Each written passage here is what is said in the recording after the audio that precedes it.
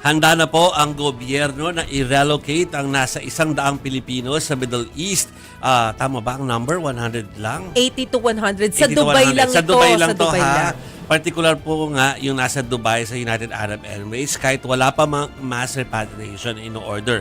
Ayon pa kay DMW Secretary Hans Kakdak, suspended na rin ang deployment ng newly hired OFWs patungong UAE, Bahrain, Israel, Kuwait at Qatar. Patuloy po makipag-ugnayan ngayon ng gobyerno ng Pilipinas para sa mga pagpapauwi nga po sa ating mga kababayan habang inaantay ang pagbubukas ng airspaces sa mga lugar na apektado po ng airstrikes. Ito kasi yung sistema. Yes. Hindi kasing makapagpapalipad ng palabas eh.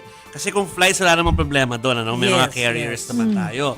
Kaya lang, yung airspace ang sarado. Okay, so baka may ibang paraan po. Pero sa ngayon, pinapakita po namin sa inyo mula pa kanina, aside from yung mga situationer nung over the weekend na yan at saka kagabi, yung mga numero ng mga hotlines na kailangan nyo pong malaman para po kayo ay accounted for ng ating mga officials o ng mga gobyerno o yung mga embahada natin. Alam kung nasaan kayo.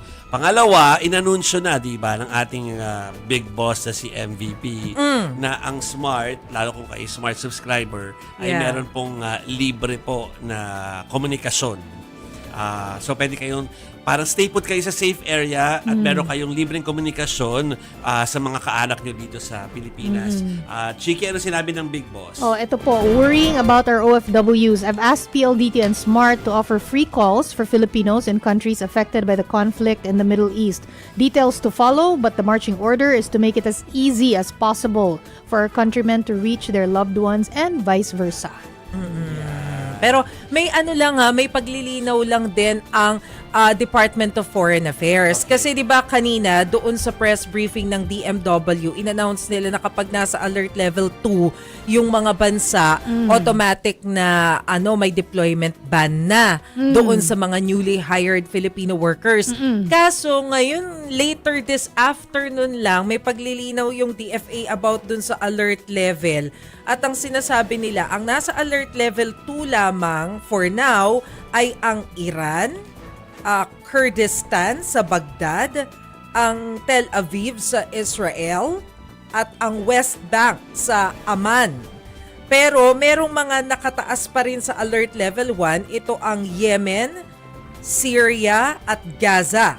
Ayan, yung nasa alert level 4. Ayan, pinapakita pala natin sa TV kung ano-ano yung mga alert level. So, medyo nagkaroon ng kaunting confusion kasi magkaiba yung naging announcement ng DMW kaninang early afternoon doon sa inilabas na alert level ng DFA. But I think yung DFA ang agency and authority na magdeklara kung ano o mag-anunsyo kung ano yung alert level. So nakikita po ninyo sa inyong screen. So ito yung susundan natin from yan. DFA, mga kapatid.